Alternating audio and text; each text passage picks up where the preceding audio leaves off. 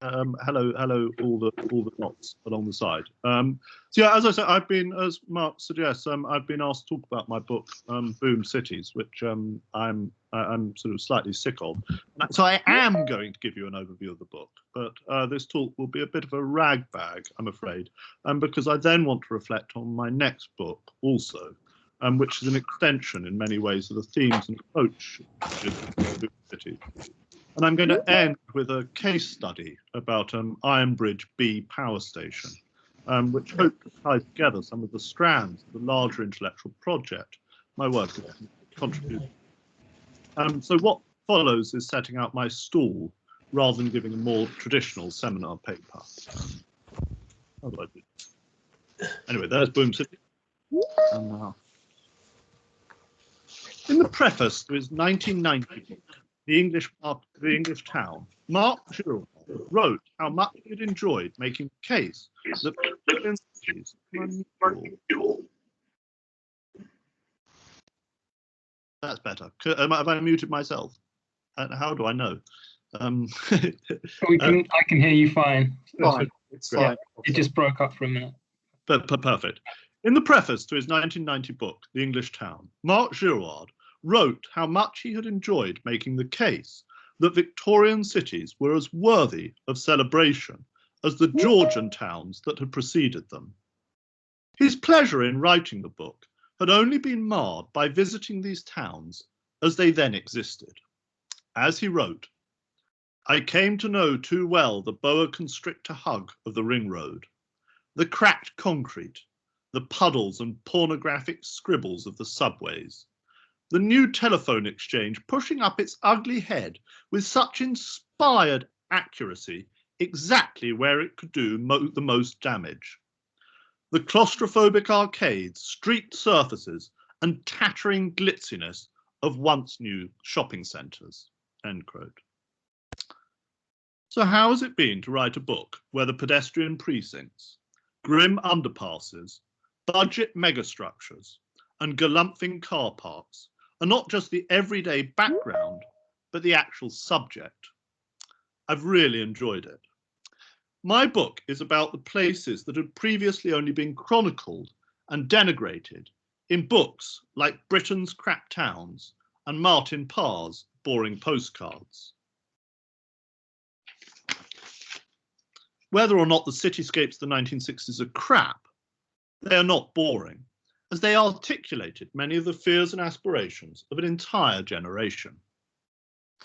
The book begins in 1963, the high point in a short-lived belief in which the need to radically rebuild cities for a changing Britain was accepted and became a consensus. It was the year in which Traffic in Towns was published, an official report which proposed the rebuilding of cities to accommodate the automobile. It was also the year in which Peter Hall gave a vision of London by the year 2000, in which the city was surrounded by 25 new towns and interlaced with motorways, so that residents would live an ultramobile life, while the centre would become a patchwork of precinctual areas and new neighbourhoods on multiple levels. It was the year in which planner Wilfrid Burns published his plan for Newcastle upon Tyne, which gave expression to politician T. Dan Smith's ideal of a Tyneside Renaissance, a city to which people would not just come to shop, but merely to stand and stare. Leslie Martin and Colin Buchanan were commissioned in this same year to give a modern, dynamic and progressive image to government. They would advocate the demolition of swathes of Whitehall, including the Foreign Office, and the building of new offices in ziggurat megastructures, as well as a road tunnel under the embankment. 1963, then, was a year of hugely ambitious plans. These plans, and many others like them, have, to say the least, been controversial, exemplified by the rather crass cliché that the planners did more damage to cities than the Luftwaffe had ever managed. Boom Cities is not necessarily a defence of 1960s planning. Rather than focusing on issues of success or failure, the approach taken in the book is to acknowledge these events as inescapable historical facts, with complex and various repercussions, which need to be historicized to be understood.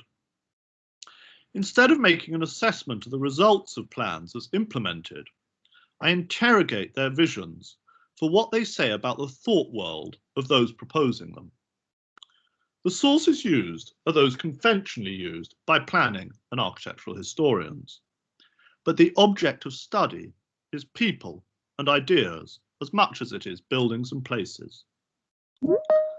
Reframing the narrative away from issues of implementation allows other questions to be asked. Chiefly, how did a set of ideas gather enough momentum to profoundly reshape cities?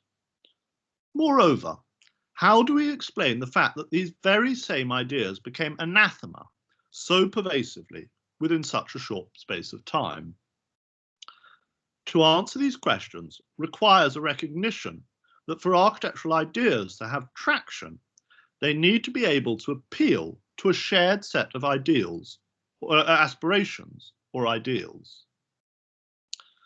The book therefore uncovers what modernist solutions meant to all of those involved in the decision-making process over the shape of cities, and not just to architects and planners. What is remarkable about these plans, and many others like them, is that they were not just the paper musings of an ineffectual avant-garde, nor were they foisted upon an unwitting country by a sinister coterie of dogmatic architects and planners.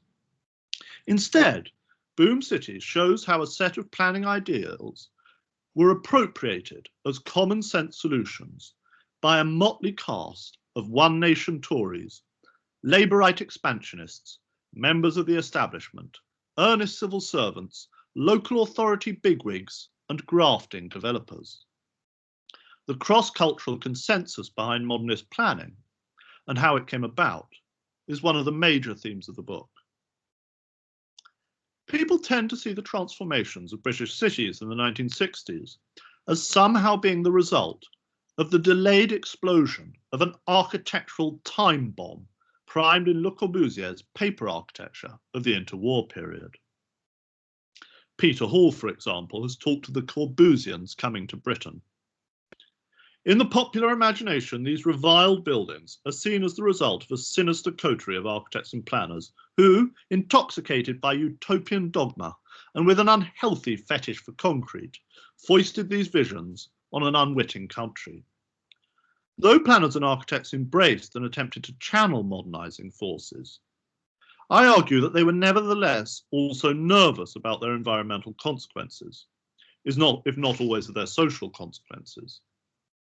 Beneath an outward veneer of futurism, plans often reveal a surprising degree of uneasy conservatism. It is an argument of Boom Cities that the dominant architectural culture of the period was in many ways a mass of contradictions. A picture of a typical architect planner of the period, Leicester's Konrad Śmigielski, neatly displays these paradoxes. He stands in front of images from his plans. Above is displayed the city of gleaming towers, tabula rasa, internationalism, Corbusianism, and megastructures. Below is the city of genius loci, piazzas, townscape, Gordon Cullen perspectives, and conservation. Architectural and planning culture of the 60s attempted to embody both these ideals, and it is anachronistic to see them as necessarily opposed.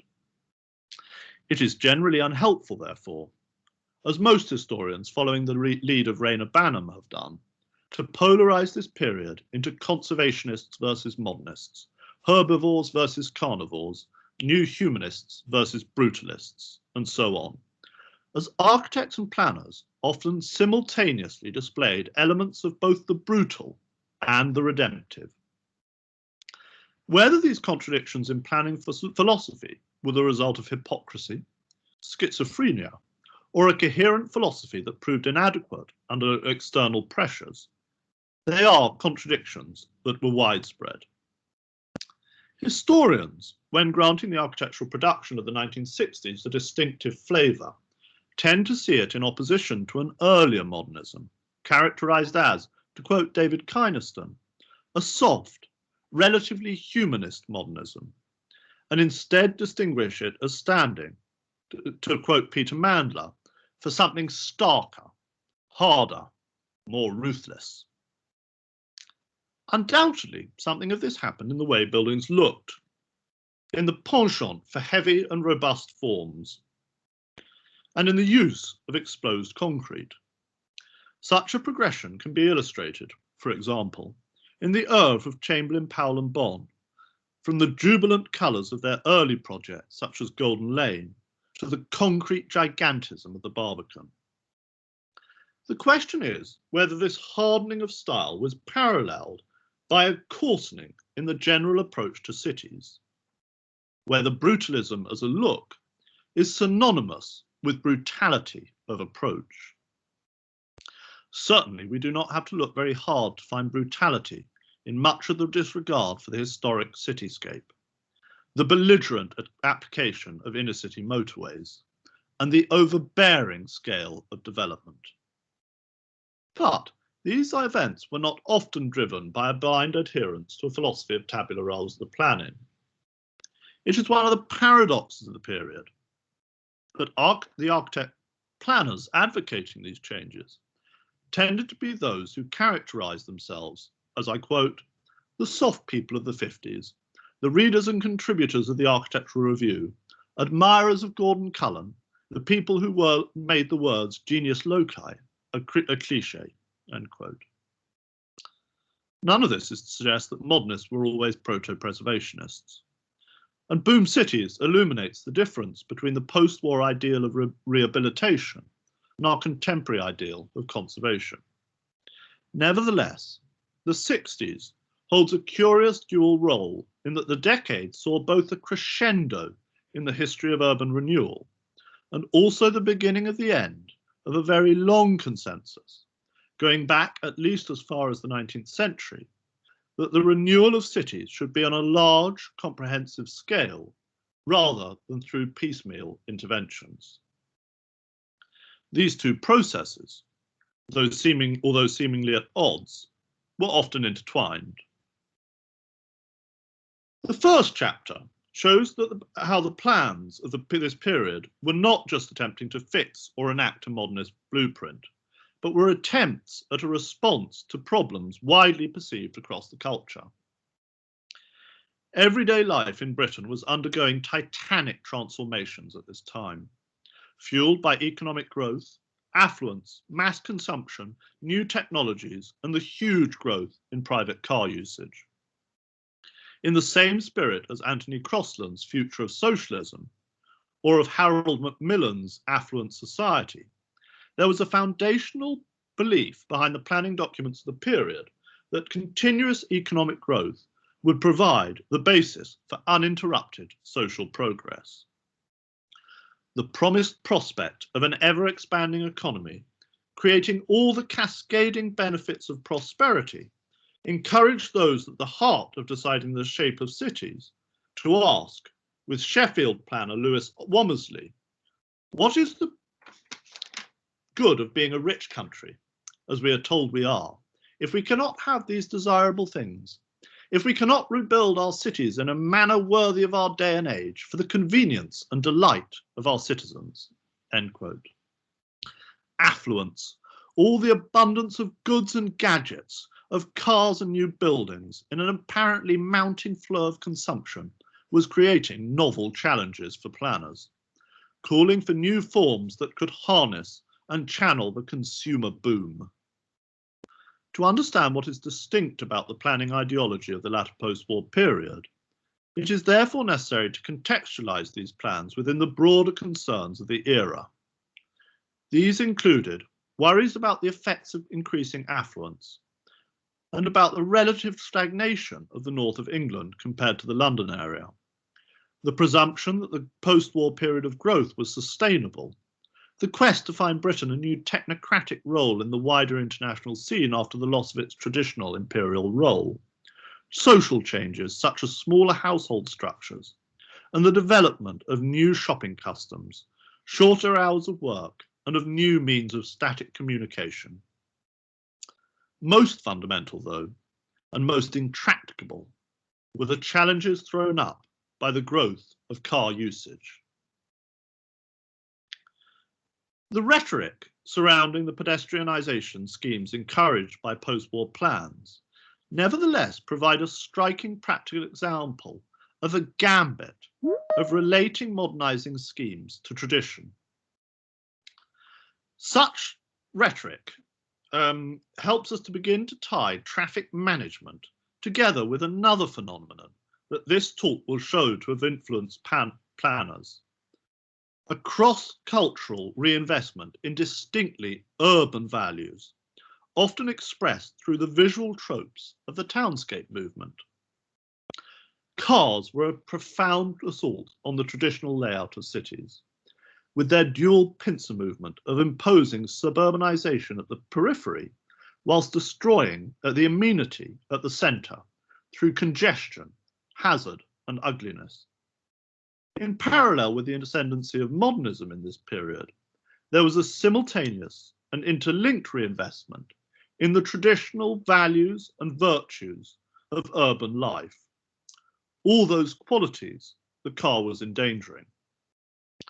The trend was often centred on the slippery term urbanity, which melded together the word's 18th century import of genteel politesse with a romantic view of the aesthetic and social benefits of compactly laid out development. It was a word that significantly concertinaed the Victorian period, suggesting a direct link between modernism and a pre-Victorian past.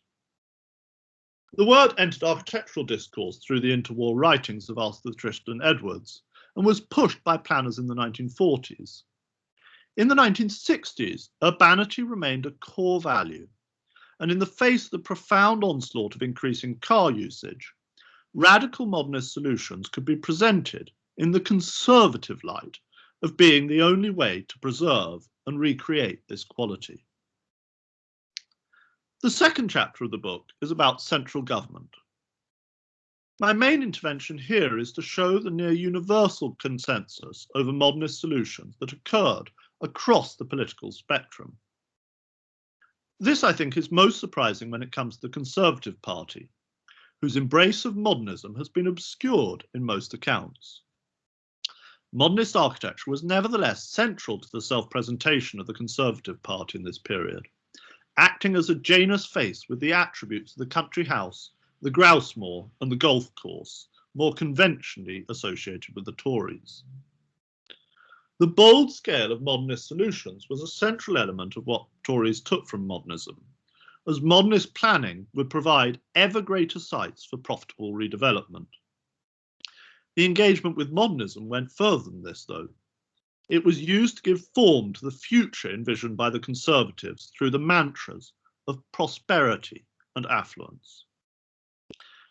The chapter also begins to develop an argument that the failure of the economic golden age presumed in the early 1960s, when it failed to materialise, had the effect of limiting the transformative ambitions of the post-1964 Labour Party when in government. The book then moves on to a case study of Blackburn in Lancashire, where the local council proclaimed that theirs was, I quote, "a plan that has vision and courage. This is not a case of knocking down a street and rebuilding. Blackburn is going to have the sense and courage to knock down its whole town centre, replan it and build in accordance with modern needs and ideas. We propose to do that with 150 acres of our town centre." End quote. The replanning of Blackburn is shown to be a response to the emerging problem of deindustrialisation and to a historically conditioned perspective of the actors involved on their cities as being the result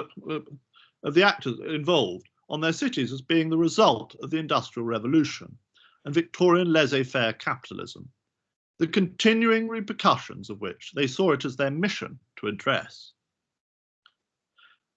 The chapter also shows how the conflict of two conceptions of civic pride, with that of the councillors expressed through their plans of their architects, came into conflict with a different conception of civic pride held by the local shopkeepers. The next two chapters consist of biographies of important architect planners, Graham Shankland and Lionel Brett, and their plans for cities including Liverpool, Bolton and York. If we understand these figures through the familiar categories and conventions of architectural history, then their oeuvre appears schizophrenic, fluctuating between advocating modernist solutions whilst also attempting to leaven them with British traditions, concerns about the environment, genius loci and preservation. An interpretive problem arises only if we try to categorize them as either dehumanizing modernists or humbled conservationists. Relating these two architects to the political culture of the period provides a way to understand how seemingly conflicting ideas were able to exist within a single philosophy.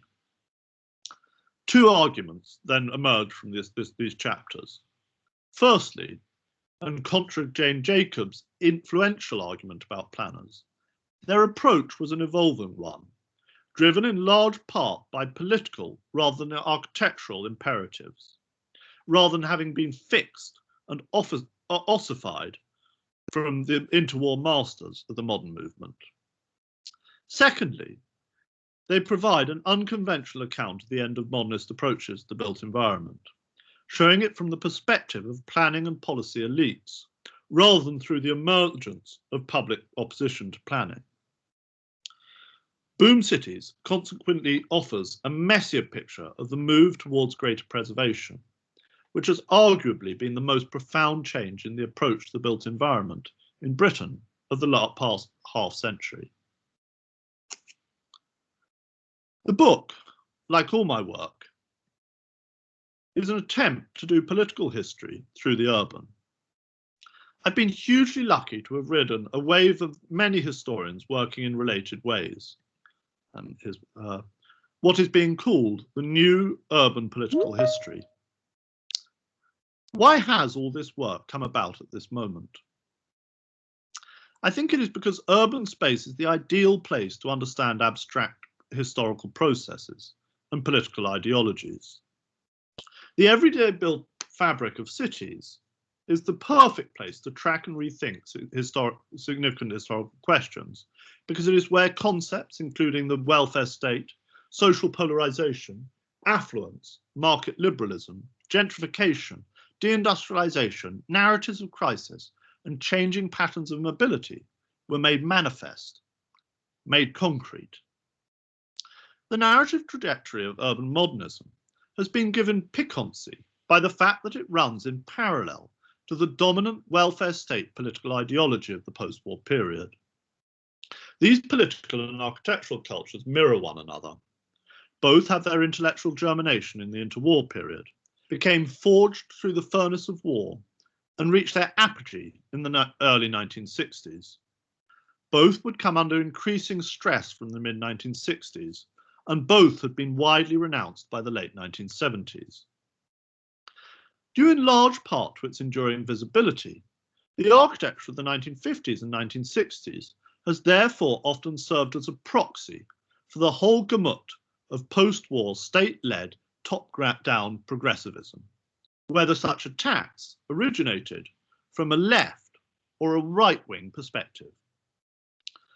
But such links were made especially prevalent for those on the new right.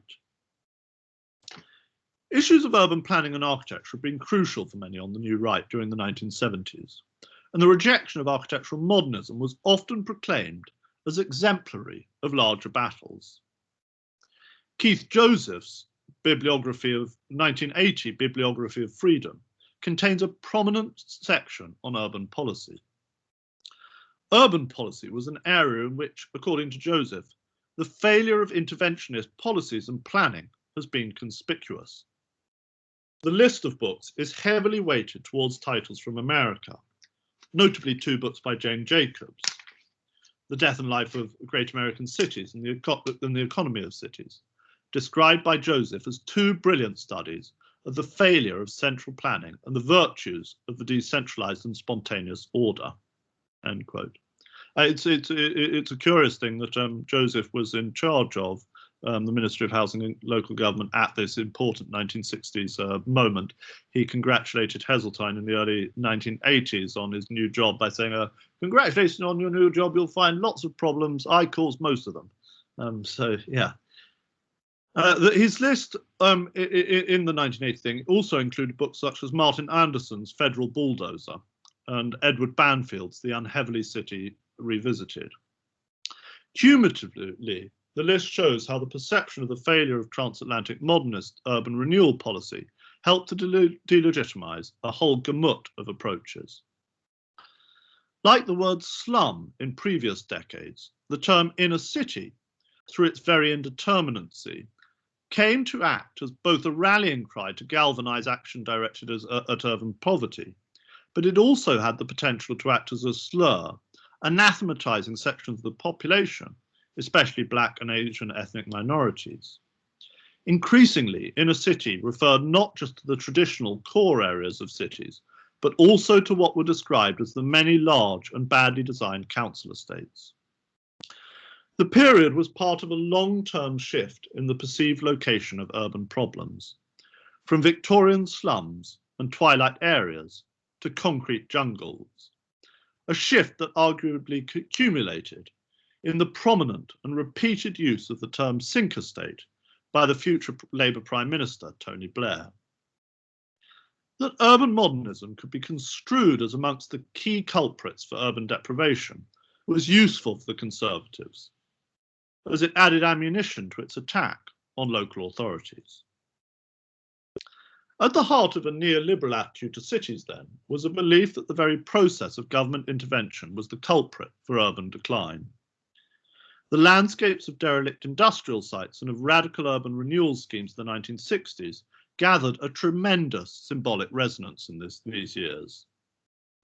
This was not just about poverty, as coastal communities or Northumberland and Cornish mining villages might have as many signs of multiple deprivation. But these places did not have anything like the same visually located symbolic resonance. The inner city was a place where feelings of disillusion about modernism merged with widespread concerns about the perceived failure of Britain's social democratic project. The architecture of the post-war period often served as a proxy for post-war meliorist planning generally. Such sites functioned as the intellectual battleground for emerging neoliberal arguments that the crisis facing Britain were being exacerbated by government action. I should have done that.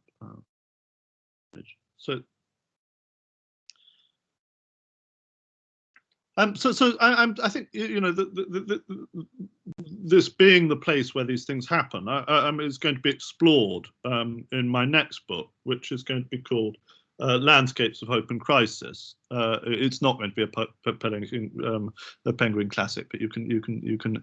There's an online thing which you can make your book cover with. And I'm going to talk about that now. Jim Tomlinson has recently made an argument for deindustrialization as a meta-narrative for post-war British history. My focus on places and representation of this subject will, I hope, help us to get beyond seeing these processes, not just in abstracted or purely economic terms, but as events which inscribed itself on the landscape and physical spaces, whilst also intersecting with other social and economic changes. The book will have a West Midlands focus, with chapters on Telford, Stoke-on-Trent, and Coventry.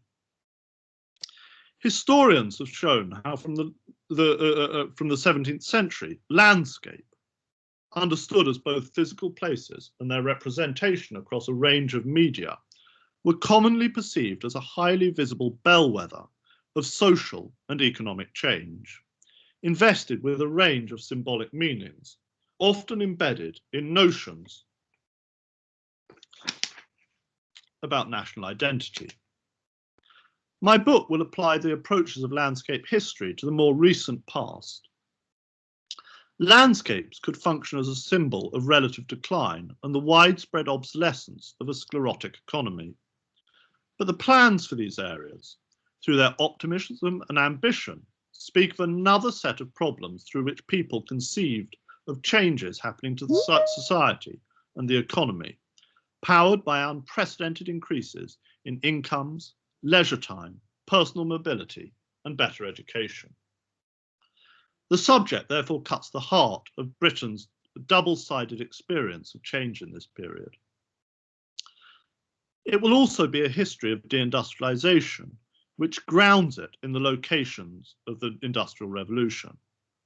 I'm particularly excited for Mark Crinson's next book on representations of Manchester, and I imagine we might be thinking in somewhat similar lines, although focusing on different moments.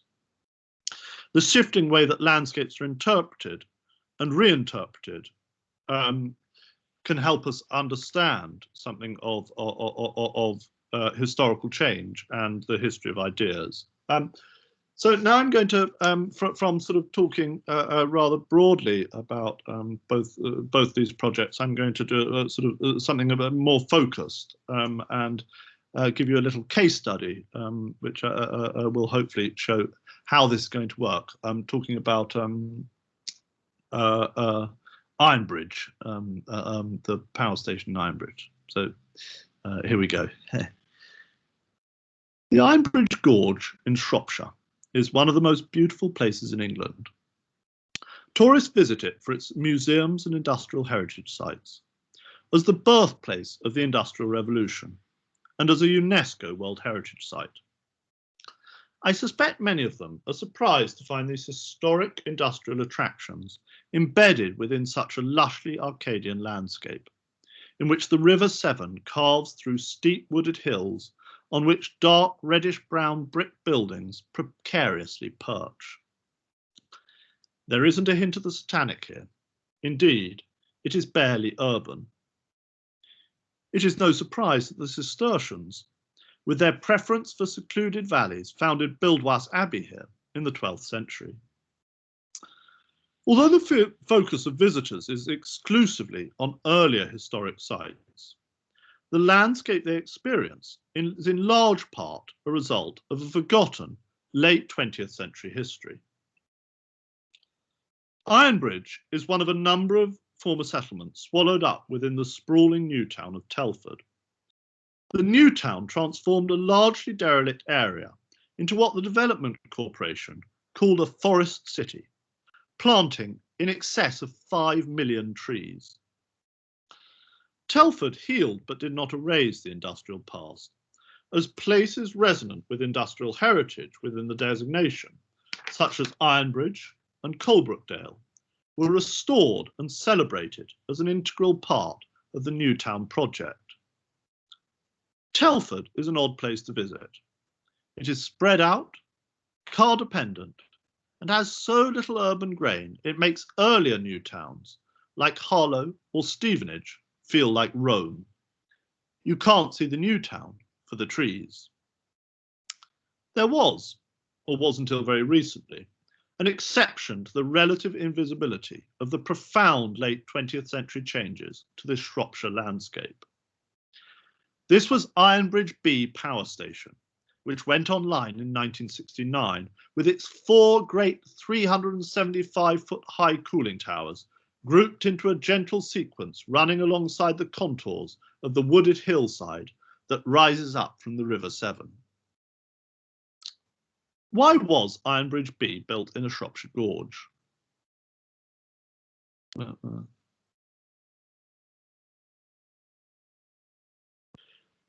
For the very same reason that the area was a heart of the industrialization of the Industrial Revolution: access to water and to coal. Coal to power the generator and water to cool the process. Each water cooling tower handled 400, how much is that? 400 million gallons of water an hour. It was hoped that these power stations would revive an ailing coal industry.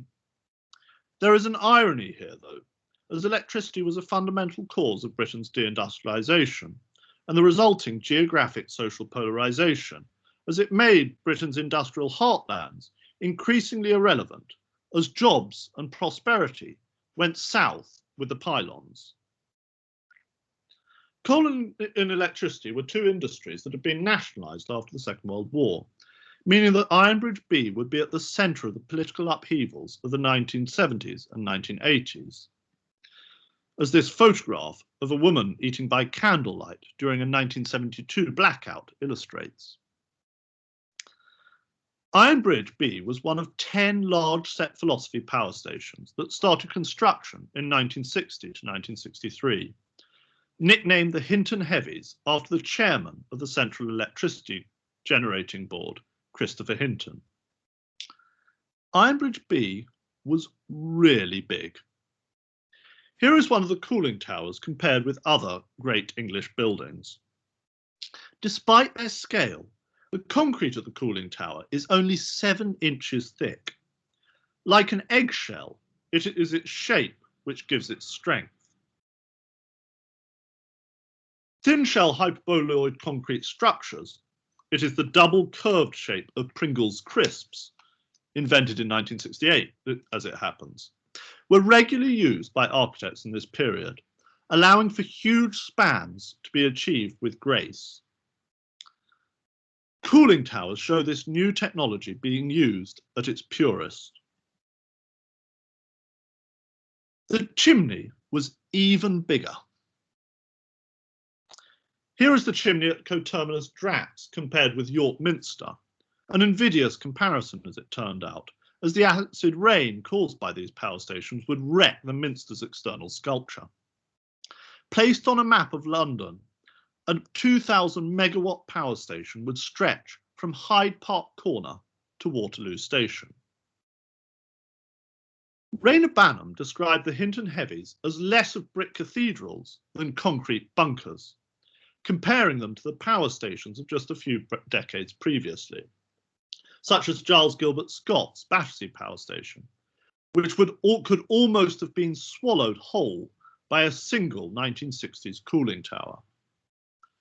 The Hinton Heavies are perhaps the key monuments to the neophilia of the early 1960s, when both the Conservative and Labour parties appropriated the rhetoric of architectural modernism as part of their efforts to present themselves as capable of refashioning Britain along new modern lines, through a re-emphasis on Keynesian government stimulus.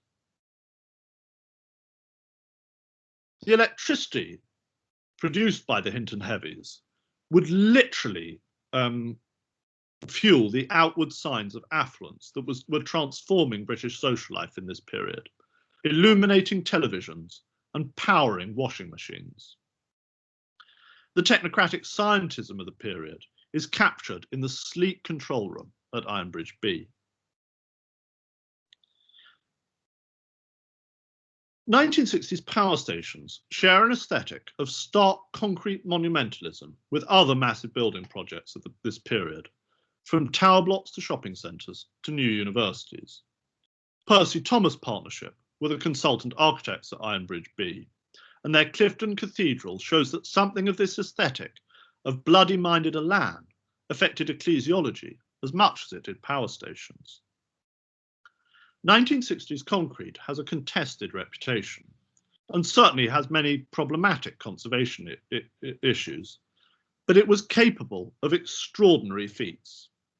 Here is an attenuated cantilevered staircase at Ironbridge, a photo which gives me vertigo just looking at it.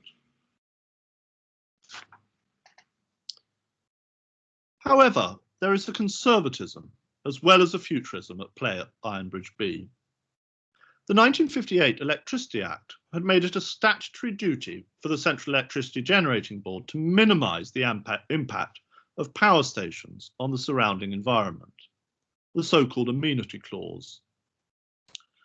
Whether or not you see an abstractly humanoid presence in cooling towers, and I do, there is definitely something elementally graceful about the way that they make heavy concrete visually light through a tender hyperboloid curve. Beautiful on their own terms or not, it took the project landscape architect, Kenneth Booth, much ingenuity to integrate these gigantic forms into the surrounding countryside, so that they almost appeared to grow naturally out of the hillside. Booth's approach to this seemingly impossible task was heavily influenced by the advice set out in Sylvia Crowe's romantically written 1958 book, The Landscape of Power. Cooling towers were one of a number of revolutionary new shapes necessitated by mass electrification, whose, I quote, scale is cosmic rather than terrestrial, and the idea which its appearance should express is the harnessing of universal forces to the service of the earth. These shapes are unlike any previous man-made structure. Their scale and lines of construction link them with the mind and the force of the universe, and not at all with the human body, end quote. She advised that as it was impossible to conceal them, it was best to divorce them from any surrounding humanizing detail, so that they could become enveloped by the surrounding countryside, thereby becoming as impersonal as hills. At Ironbridge B, the smaller scale ancillary buildings were therefore screened by trees and new hills created out of excess colliery spoil. Capability Brown, eat your heart out. The coup de théâtre at Ironbridge B was the subdued ochre colouring of the cooling tower's concrete. The initial plan was to colour the towers a khaki green so that they would be camouflaged among the surrounding verdant hillside. Booth reputedly had the eureka moment whilst looking at the site from atop the nearby Wrekin Hill when he noticed the ferrous colour of a recently ploughed field. The palette makes me think of John Ruskin's argument in his proto-ecological 1858 lecture, The Work of Iron in Nature, Art and Policy, that so much of the beauty of English landscape and buildings was due to the presence in their composition of iron ochre. Harry Souden's 1977 photographs of almost edible Ironbridge bricks makes the point. As Pevsner noted, the colour also hints at the fiery glow of industry as depicted in paintings of the Gorge in its late 18th century heyday. Ironbridge B was demolished in December 2019. When detonated, cooling towers make a final little dance, looking for a moment like fluttering fabric as they collapse into themselves, emitting a mighty wave of dust. Changes in the way electricity is produced mean that many power stations are currently on the way out.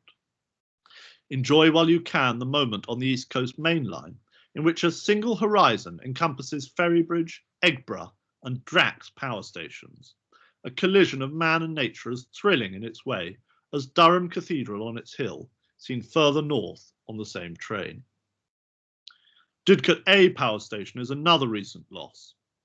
The positioning of the cooling towers at Didcot was apparently suggested to the power station's architect, Frederick Gibbard, by the sculptor, Henry Moore. Buildings accrue meaning over the course of their lifespan. What in the 1960s could be construed as a symbol of spreading prosperity and home comfort has become a signal to the profligacy of that era. Perhaps we should simply celebrate the passing of these megalithic monuments to a polluting and energy-guzzling past. As Marina Warner argued, cooling towers symbolize heedless overflowing consumption with an ironic economy of form. Even in the 1970s, the landscape architect Brenda Colvin thought there might be something ecologically suspect about finding beauty in a cooling tower. But, as she argued, those of us who have come to appreciate the remarkable beauty of these new forms and their dramatic sculptural quality remember that art has been inspired by battle scenes, by air raids, and by Rome in flames. The disappearance of the power station at Ironbridge is particularly poignant. This is a place that, through an active programme of conservation, succeeded in transforming a derelict landscape of industry into a landscape of tourism and heritage. It is, I think, a really bad failure of imagination that a similar transformation couldn't be achieved for this equally resonant landscape of power. I'm not trying to preserve a coal economy any more than Blist's Hill Open Air Museum is trying to preserve child labour. Historic England's advice to date has been that cooling towers are not distinctive enough to deserve protection. No pre-war cooling towers remain in Britain, and we are in a serious risk that an entire typology will be wiped out. This example, to make a conclusion, of Ironbridge B, I hope shows some of the things I would like to achieve with landscapes of hope and crisis. Firstly, I want to write a history of deindustrialization which is embedded in particular places, in a way that brings out the link with a deeper history of the Industrial Revolution. Secondly, I want to explore the way buildings' meanings change over time, in a way that I think can illuminate not just something about architectural fashion, but about the history of ideas. In this case, the technocratic scientism of the 1960s and what happened to it. Thirdly, I want to simultaneously tackle two of the major historiographical issues of post-war British historiography. The political narrative of the supposed crisis of social democracy, the urban narrative of the end of modernist approaches to the built environment, in a way that I hope can symbiotically illuminate both processes. Thank you very much. That's it. You're all still there. Terrifying feeling that I was just talking to myself for the last half an hour, but you are still all there. Okay, we're still here, I'm sure. Thank you. That was extremely vivid and very generous. I think generous with your ideas, generous with your research, generous with your writing. And, you know, we've got lots to talk about. I mean, in a sense, you've given us two different talks to talk about. You've given us your book to talk about and this perspective book to talk about. I suspect you probably want more ideas about how to develop the perspective book, but I suspect that people may have more. I don't know. I don't know. But I mean, I felt that there was a very interesting kind of tension about the historicization issue. The point you made at the beginning about kind of historical facts and their relationship to judgment. The tension comes in, of course, when you kind of can't but help make your own judgments, your own aesthetic judgments during the course of your talk. I mean, you know, I mean, we all do that, but I mean, it's quite an interesting tension that we might want to explore. There's also something. I can't help it, Mark. I've tried to stop it. I'm a flaming aesthete. It can't be helped. It's I know. I've been told off for it many times. It's a big. Some of the reviews were a bit sniffy about it. You can't run away with it. Yeah. I also noted an absence where, when I read Boom Cities, I was very aware of avant-garde, the term avant-garde, flickering through the book. And you didn't mention it at all today. So I was very aware of that absence in your summary of the book today. And I guess I want to kick off the questions by asking you something about that, because it seems to me that, well, if I'm right, the picture of the 60s that you give in that book is, okay, it's about contradictions, but essentially it seems to me it's not about conflicts. You kind of push the conflicts into a later period, and maybe your second book will bring out those conflicts more. But as I understood it, you were doing a kind of job of extending the Butsker-like consensus of the 50s into the 60s and using it almost as a kind of framework for understanding architecture and planning in the 60s too. So that avant-garde becomes a term that you use to describe what planners do, that they use an avant-garde language. I mean, is that broadly, is that a fair picture of what you're doing? I'm not sure. I mean, I'm not sure. You know, these ideas are used to clothe different types of politics, and I'm not and Butskelism is such an odd phrase. I mean, I don't know whether that's the, you know, it's that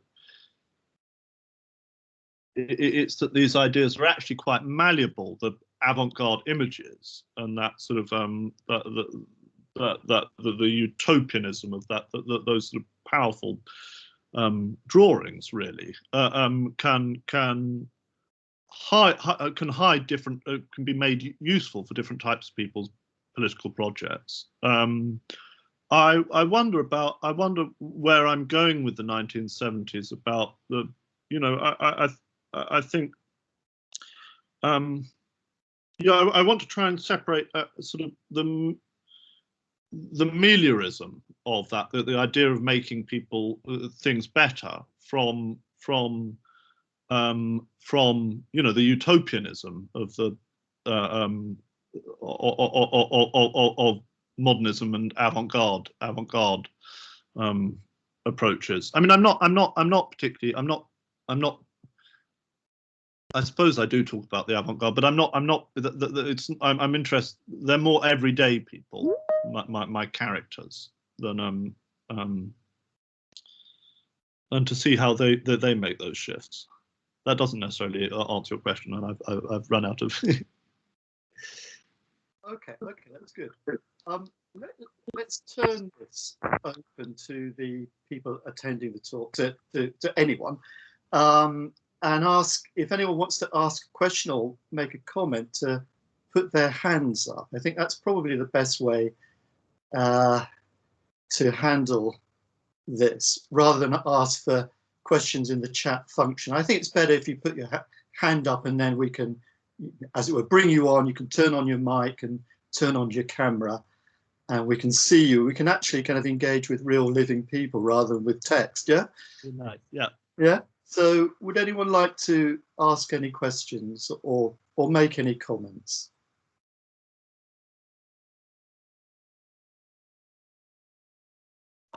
While people are thinking, of course, I was very pleased to hear Telford brought into this. I mean, it's interesting reading a lot of these new urban histories. That a whole lot of new towns are being brought into reconsideration in our understanding of the post-war period. But Telford hadn't yet appeared amongst them, so I was very pleased to see Telford there. I've got a piece coming out about Telford, and we've been doing lots. I mean, it's a marvelous, extraordinary place, and again, you know, as you say, it's a funny place to go to, because I mean, I went to visit Ironbridge, and I suddenly realised I was in the middle of a new town, but only because one of the roads was called Silken Way, and I was like, oh, of course, that's what it is. But you can't get your teeth into it. But they had something called the measles map, and I mean, it was really, really terrible, you know, with subsidence and what are called flashes, which are really, really, you know, terribly devastated landscape. And I find it interesting that, you know, those models of, you know, of what Gartlana will call, you know, the social democratic state, are being repurposed for other kinds of, not for dispersal and not for, but for the directly for the problems of deindustrialization there. And I think it's something, I think Telford is really something that we should celebrate, and is quite a remarkable response to it. And actually seeing the you know, the fact that location is now a industrial heritage, as a UNESCO World Heritage site, comes about because the Development Corporation made it their job to look after it, and seeing those parts of things as part of a modernist project in the 1970s. So Telford is really going to be one of the big places that I can tell this story about the way those things evolve and self-criticize before 1979. Fingers crossed. Okay, great. We have a hands up. I can't identify who actually put their hand up. So whoever did that, could they come on air and? Eddie Bray. Eddie Bray. Okay. Hello. Hello. Well, firstly, may I say thank you ever so much for that. That was absolutely fascinating, really, really inspiring. And I was really intrigued to understand if you considered any other areas to tell the story of your latest book, and if so, which other areas didn't make the cut? Well, I mean, I haven't done it yet. I like the idea of it being a West Midlands book, and I don't know. I mean, there's going to be a chapter on Coventry, I think, as the big place where the inner city crisis switches the way that people think about modernist architecture, and I'm interested in that place for conservation reasons and for reasons that I work there. And the other place that I've just sort of fallen totally in love with is Stoke-on-Trent, which I've been spending a lot of time there, and I think that's somewhere where the resonance of these things happening in a place where the Industrial Revolution came. I want to talk about the amazing site around Etruria Hall, which was Wedgwood's classical pile, and the fact it's called Etruria, and the fact that it made all these wonderfully delicate things. And then in the 1960s, you come there, and it's the part of the Shelton Ironworks. It's completely, blitzed landscape. Looks like a war zone, and there's the slag heap behind it, and it's a space where, first there's a big thing that there's this thing called the Forest Park, which was done by landscape architects in the 1970s, and then is the site of the 1980s Garden Festival in Stoke.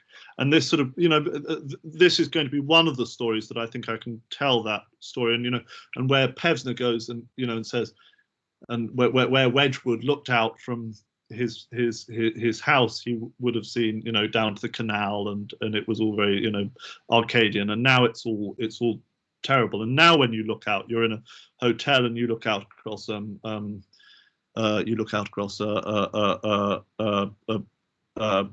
Toys R Us and a cinema, and this low-rise sort of sprawl of, it's going to, as soon as I can get back to the archives in Stoke, is going to be one of those places. But we'll see. I haven't actually written any of this book yet, so I'm pushing myself towards it. Okay, great. That sounds fantastic. Thank you, Eddie. That was a very nice question. So the hands are beginning to come up. Next is Matthew Kelly. Matthew, could you? Matthew. Hi, Otto. How nice to see you. How nice to see you as well. I think we're competing on the lockdown front here. Thanks very much. I really enjoyed that, and I was very particularly interested in the discussion of Ironbridge. And what I wanted to ask you about Ironbridge and the cooling towers in particular, and I suppose the intentions of the landscape architect, is his imagined, it was a he, wasn't it? His imagined life cycle for the cooling towers, because of course, when one's thinking about industrial infrastructure in a rural context and the landscape architecture of it, there's the question of how long it takes things to grow.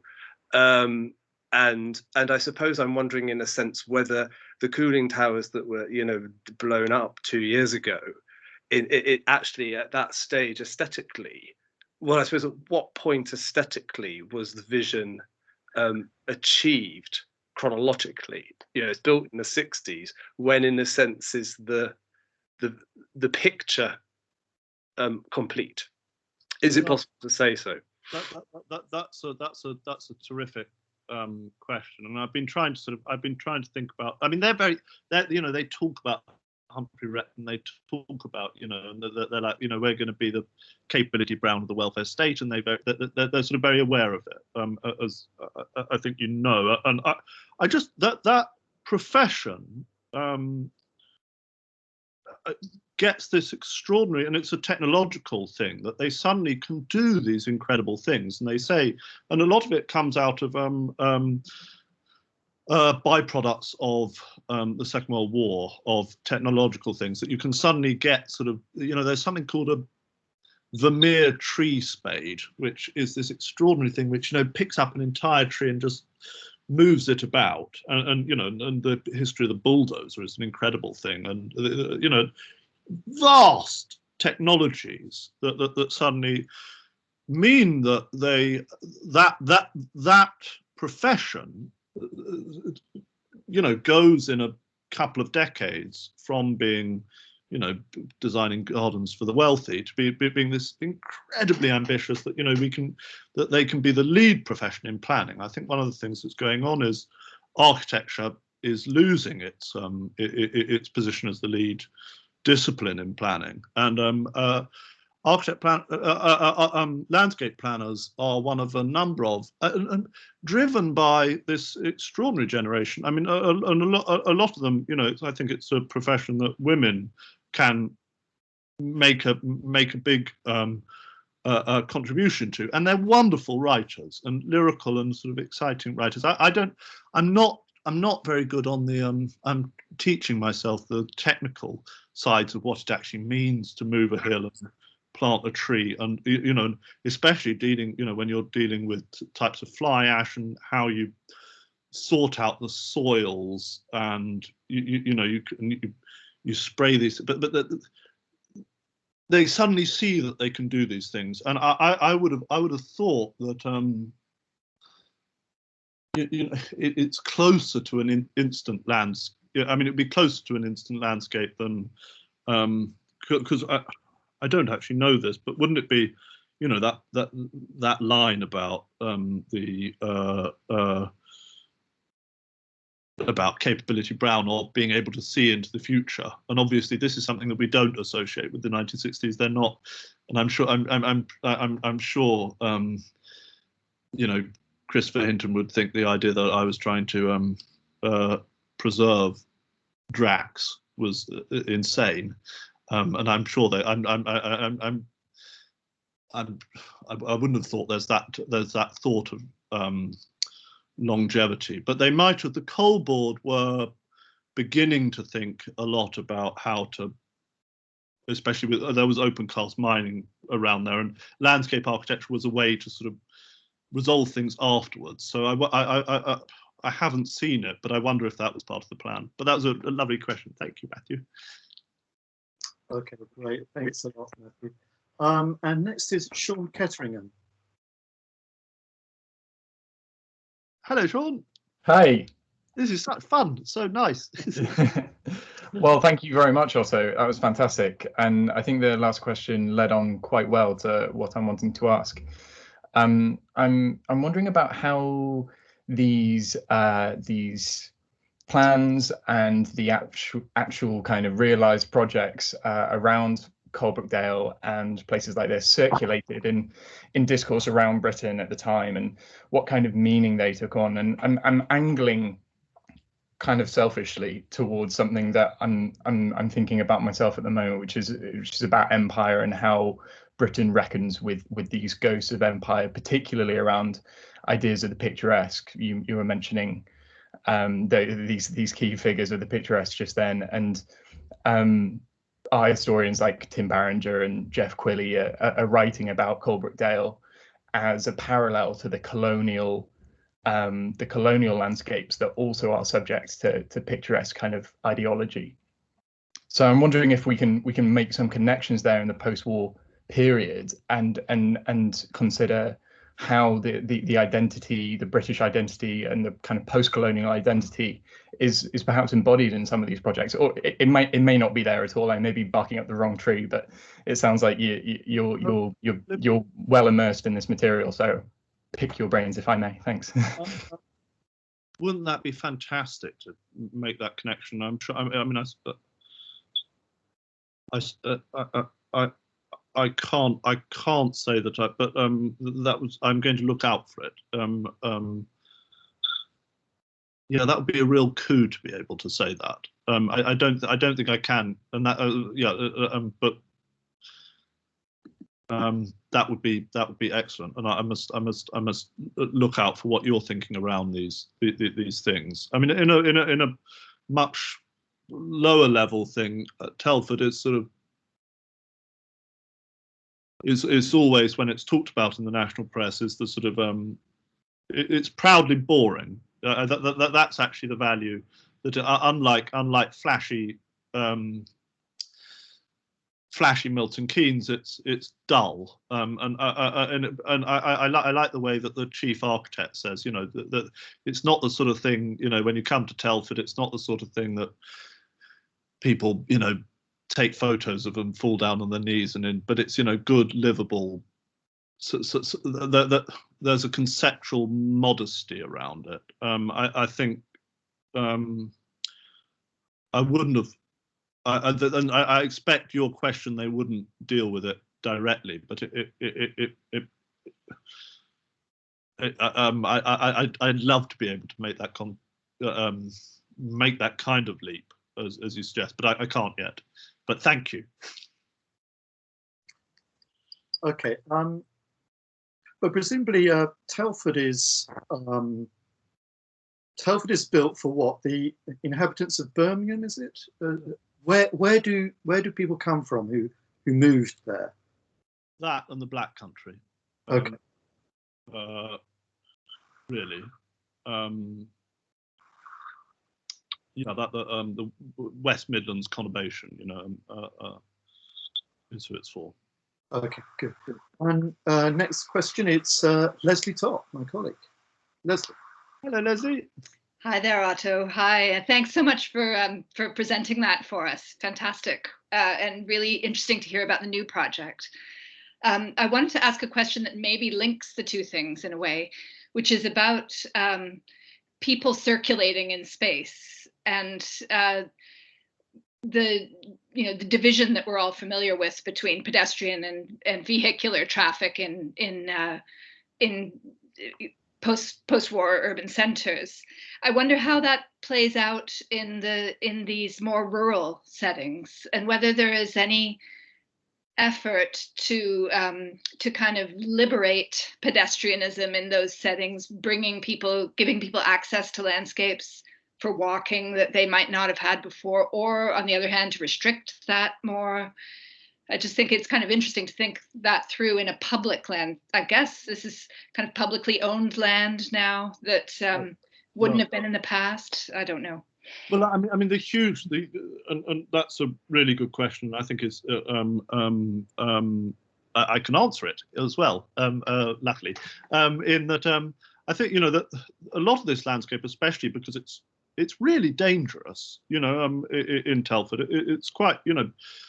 I was talking to someone and they were digging their back garden and their shovels just suddenly dropped down, hundreds of feet, because they don't know until about the 1890s. You didn't have to say anything about where a mine was, and it's all and there's terrible problems of silence, and so there's huge amounts of this area which can't really be built on. And it pushes for something which is happening throughout planning in the 1960s, which is a rejection of that of urbanity, as I said, which is such a value early on. And there's a new kind of city planning which is seen in all of the later new towns, which is in part pushed for by an idea that there's a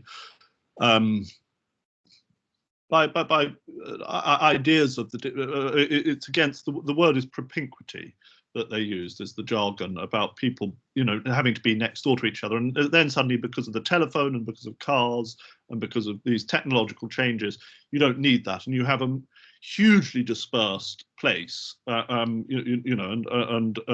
Telford, that's being pushed in part by the fact, like Milton Keynes, it takes in these places which are already there. It's sort of spread out around it, but it means that there's a huge, another thing that I'm very interested about that period is the idea of leisure, and this huge, and I've been writing a bit about leisure centres as this sort of before leisure suddenly, at some point becomes so that it becomes a problem later and becomes about unemployment. But there's a presumption of the 3-day week and increasing leisure time, and so a huge amount of the planning of Telford is about creating these spaces. And it means that they really do. They at Telford they use the former industrial infrastructure for. So when we're talking about pedestrians, there are both this idea of greenways, which is using former industrial railway, what are they called, sidings, and to create linear parks. And then also the canal system, there's a moment where the canals are becoming sites of leisure and consumption and walking and it's true, and it happens in Stoke as well, that both the railways and the sort of reaction to beaching become these sort of linear parks which go through, and also are completely. It ties into the that segregationist idea of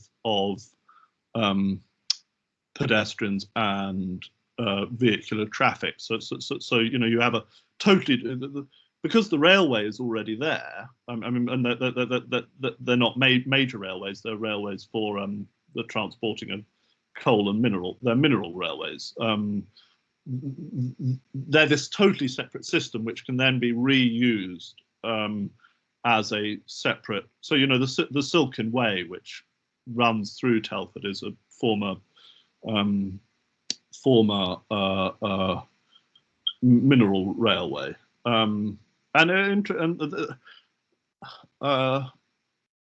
don't want I sort of want to.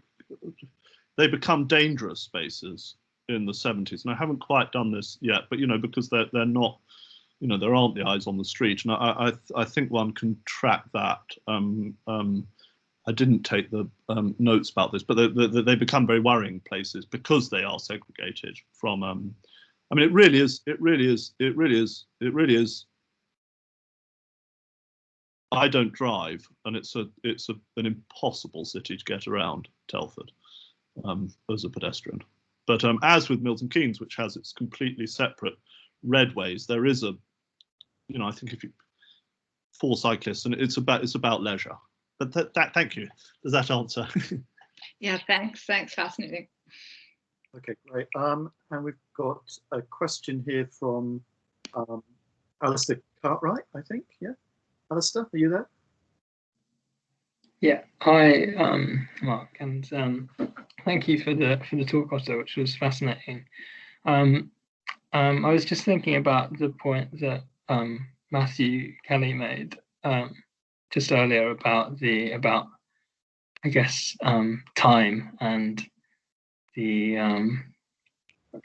kind of future that's envisaged in a plan, and when it kind of comes to maturity, I guess, when it kind of beds in, grows in, and wondering if there's a parallel between those fantastic images of the cooling towers in Ironbridge and the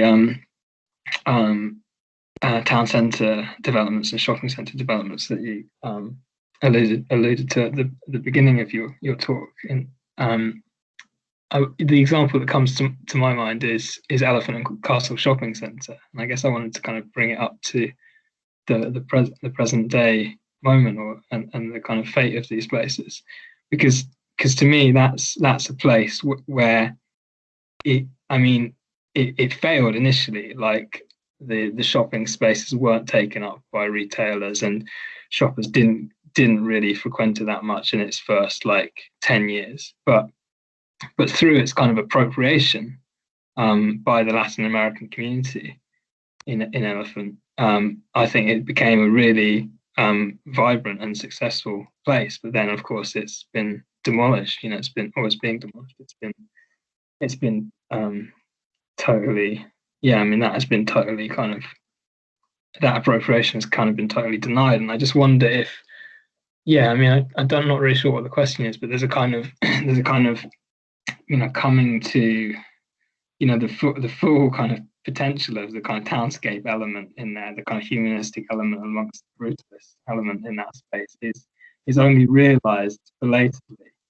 And is there an argument? Is there political ammunition in that partly for how we treat these spaces now, and just generally how if you've reflected on this matter? I mean, I've just been, and I'm sure I've just been today teaching with my second years. We did sort of Jane Jacobs, and I got them to read Owen Hathley's LRB piece where he talks about Elephant and Castle and this sort of the fact that actually, it being an economic failure, it failed sort of for the same reason that Coventry has been having such trouble, which is that it's on 2 levels. And the planners always, when they always talked about Chester's Rose, which is an example of this sort of historicisation of modernist architecture in the way that it's. But as you say, but that economic failure, Tricorn was on 2 levels as well, as it happens. That economic failure. Has created space for a vibrant kind of life. I mean, it was a difficult thing. I wouldn't have seen that thing demolished. Owen has written really, really nicely about that, and I can't really add anything to it. But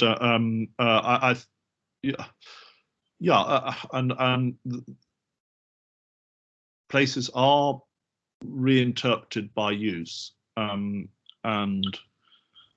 it's going to be as, I mean, it's we're going as someone who wants to preserve and thinks that the demolition of a lot of these forms is wasteful. Finding actually Elephant Castle was a glorious example of the adaptability of buildings to do unexpected things. But we're strange at Elephant Castle that possibility happened because it was economically impossible, and I'm sure that's what did for it. One of my students, we were talking about Elephant Castle, and they showed me a wonderful picture that they'd been not long ago about this antique Greggs, which hadn't had its logo changed, and they got very excited seeing this sort of, because which must be a but funny enough, I think that meant it functioned in a way which, as you say, gave spaces for kind of community use. And I think like you, I'm sad it's gone. I guess just very briefly, one thing that comes to mind is that actually there's a kind of lack of recognition of the kind of townscape element within it, which is then successfully appropriated. But then also that a kind of pseudo version of that, or in a kind of very anemic form, is then used by the developers for what replaces it. Yeah. Replaces a kind of totally anemic kind of townscape. That doesn't. I mean, the original.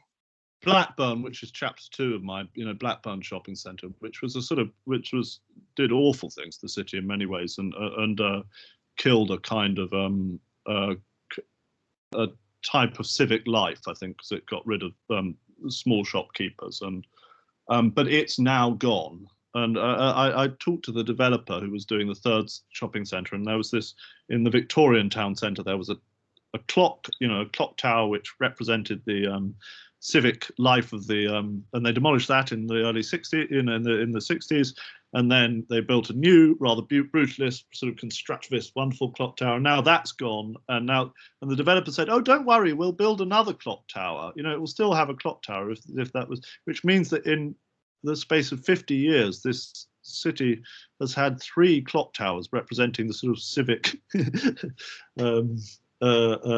core of the city. Great, thank you. I want to come back with a kind of question about method and landscape. I mean, I think there was just a little glance in something you were saying about the power station. So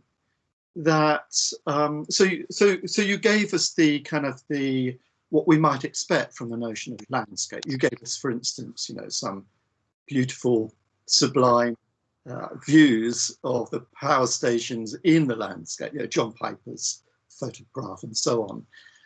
But also you gave us a little picture of a different kind of scape or landscape, possibly, or I mean, landscape's kind of landscape inherently as a notion is a kind of obviously demands a frame, yeah, demands a kind of stopping to what we consider to be the kind of the space within which we can imagine and create and understand the world, yeah. But you gave another kind of scape, landscape, when you talked briefly and interestingly about how power stations, how this power station kind of obviously creates or energizes, provides energy for a whole, a different kind of web of connections, you know, right down to the level of the, you know, the washing machine, but also, of course, all the other kind of aspects of power-driven machinery that it supplies, and of course, this is a fascinating kind of landscape, if you like, if you want to use that as a metaphor. And I wondered whether, you know, and of course, Sean's point about the you know, Britain's whole relationship with its kind of empire or its decolonization offers another kind of landscape, of course. And I strongly believe that, you know, we can't do histories of England or Britain without, you know, that playing a part. So I wondered whether the power station couldn't be conceived in a kind of, I don't know the right kind of phrase for this, in a kind of almost in a multiply landscaped kind of approach. Yeah. So I mean, I feel I'm starting out with this idea of landscape, and I've got sort of I'm still and I'm excited about it, but certainly aware that people know more than me about this sort of thing. And I like the idea that electricity can. There's a wonderful book about Phoenix and the electricity landscape, which, you know, of the pylons coming out and then the community outside of them. I can't remember the name. If someone could help me. In American, yeah, that way that it links you all up with these different places, and I'm sure, you know, one can look, you know, where our electricity comes from now, and a sort of weird, you know, strangely globalized world where we don't make any of our electricity, and I don't. The point about landscape that's useful for someone working with my kinds of sources, I think, as you suggest, is that, you know, it's both about, you know, the historical change is inscribed on landscapes because they change with it, but it's also about the depiction of those things, and it allows for those kinds of sources. And I think people understand historical change, not, you know, people aren't not because they understand the statistics of, you know, or because they're not economists. People understand historical change because they see it, and certainly landscape is going to be about, you know, it's not. It will, you know, it will be urban, suburban, and rural landscapes, and I think that feeling, you know, certainly with the inner city crisis, my work on the inner city crisis, that it was visible what was happening. You know, it was about empty shops, and it was about you saw it, that kind of decline. I certainly, I mean,